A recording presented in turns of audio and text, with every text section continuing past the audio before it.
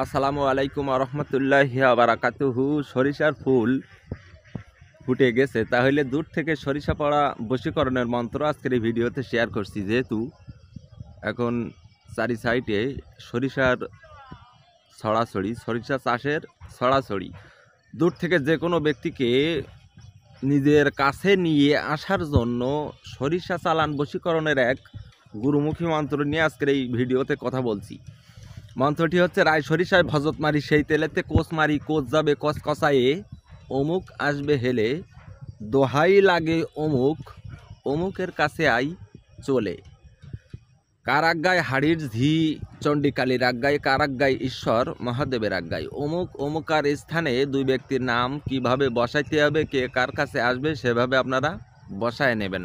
আমাবস্যায় এই মন্ত্রটি 108 বার জপে একনিষ্ঠ জপে সিদ্ধ হওয়ার পরে কিছু রায় সরিষা, অর্থাৎ সাদা যে সরিষা, সেই সরিষার উপরে 31 বার পড়ে সেই সরিষা আপনি সকালে, দুপুরে এবং সন্ধ্যায় দিনে 3 বার করে দাহ করবেন।